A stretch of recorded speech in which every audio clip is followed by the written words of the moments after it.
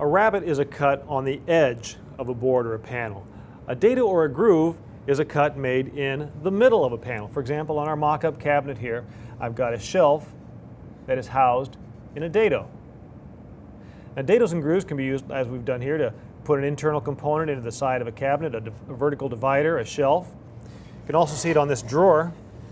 We've got a back that's inset so ways, so when you pull out the drawer, you see the back, and then you realize you need to stop before you pull it all the way out.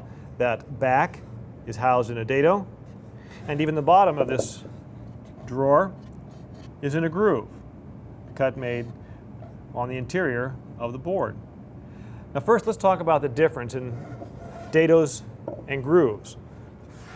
They look similar, but it's just a little bit of semantics here. The groove is a cut in the middle that runs with the grain. A dado is a cut in the middle of a panel or board that runs across the grain. Dado runs across the grain, groove runs with the grain. So if you're reading through plans and working on building a project and they refer to a dado or a groove, that gives you a clue as to which direction that cut is made relative to the grain. Like a rabbet, you can cut dados and grooves in a variety of ways, using the router at the router table and at the table saw. We'll start with a handheld router. To cut a dado or a groove, you can use a straight bit in your router.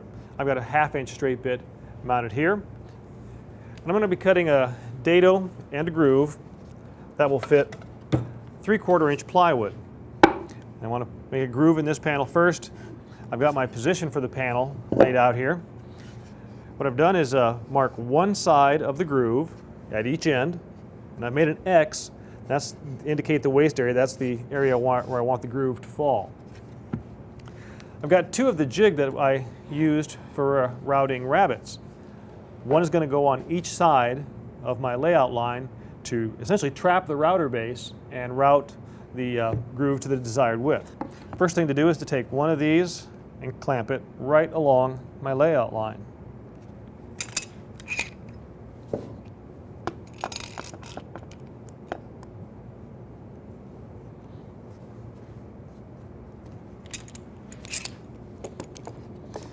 And again, since I cut these jigs to size using the bit that I have in that router, I know exactly where that bit is going to cut, right along the edge of the jig.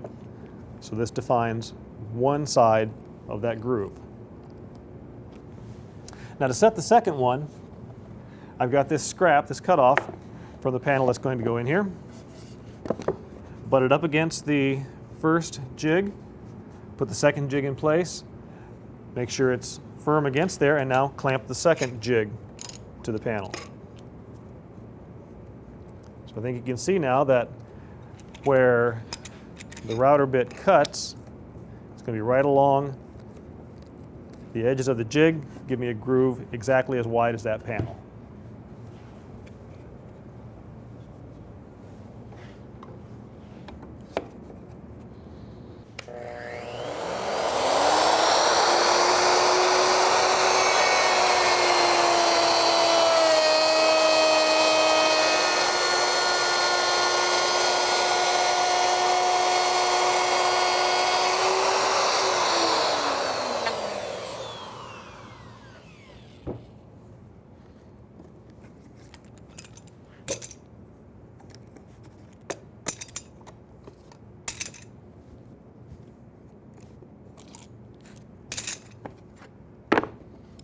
See how well that fits.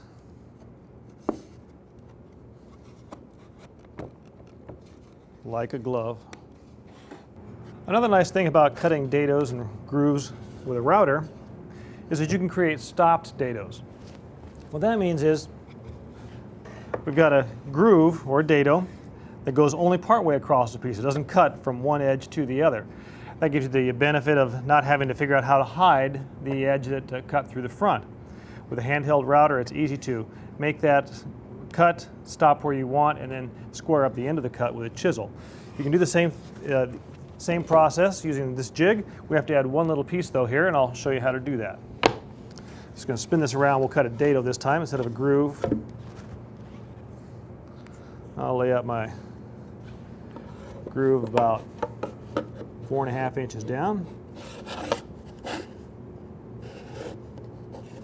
on this side of the line.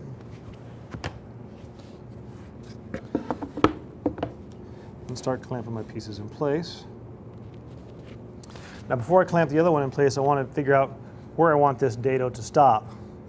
I'm going to have it come in just 2 inches from the rabbet along the front edge here.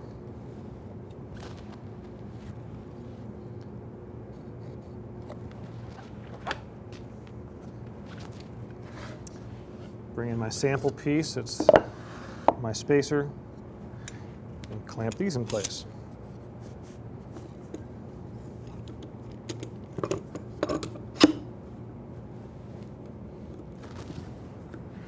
This is my stop block. It's simply going to be double-faced tape between the 2 pieces of the jig to stop the bit before it reaches, as it reaches that line. So I'm going to put the router in place so I can see where the bit will reach to. Rotate the cutting edge of the bit so it just touches my line. And right there is where I want to put my stop block.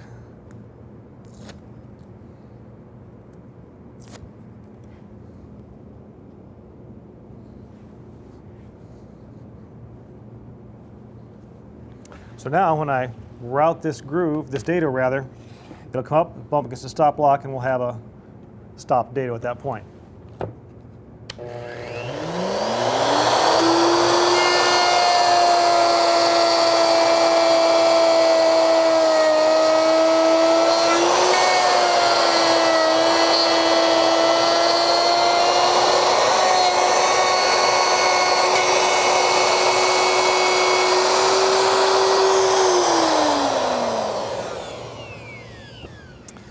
Now I have a stopped cut there. However, the corners of it are round because I'm using a round bit. So I need to take this over to the bench and with a couple cuts from a chisel, square up that end so the plywood panel fits snug to the end. Got my whitest chisel here, and I'm just using the edge of the dado as a registration surface for the back. A couple light taps there. Same on the other side.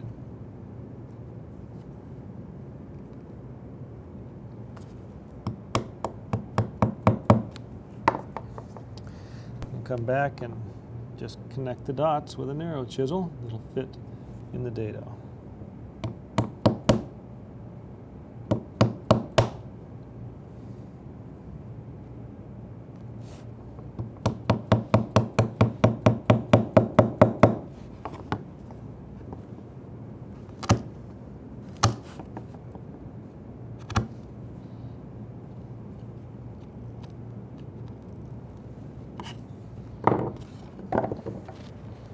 Let's check the fit. You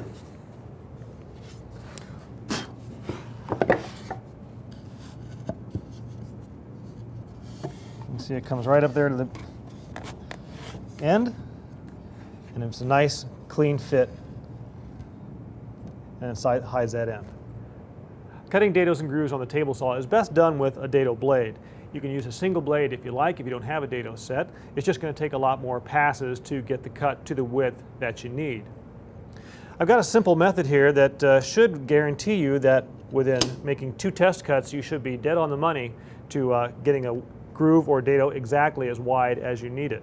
This is a piece that we're going to dado into this piece over here. So I need to know how thick to make my dado stack to accept this. So here's what we're going to do. I'm going to stack up a variety of the chippers and blades until it's just a hair thinner than my piece. Now I'm going to start inserting the shims here. These are metal shims that come with the dado set, allow you to make really small incremental adjustments. I'm just going to add a couple in there between a couple of chippers. And what I'm after here is to make this full set just a tiny bit thicker than the thickness of this plywood. I'm going to add one more in here. And when you add spacers, try to stack them all between different sets of chippers. Don't put 2 or 3 shims between the same chippers.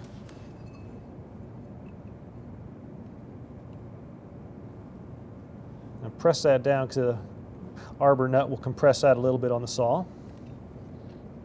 Add one more. This should do it for us. There, now I can feel that tooth is a little bit above the thickness of that plywood. I'm going to take this stack, mount it in a saw, and make a test cut.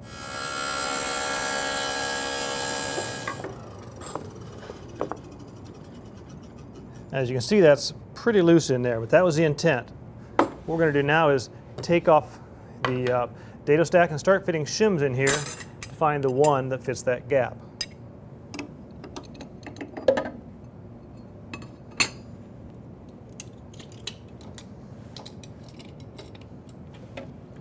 So there's our first shim. Plenty of room there. Looks like all 4 of those shims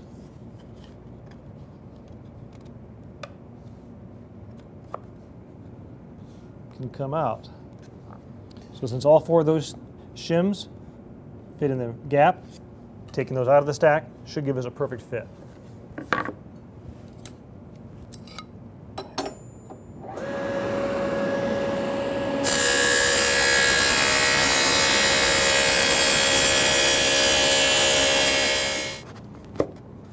That is a nice snug fit. So now that I've got a perfect fit, I can go ahead and cut these dados in my project parts. Cut dados and grooves on the router table by measuring from the fence to the cutting edge of the bit. Back up the workpiece with a scrap to stabilize it and prevent chip out on the back edge.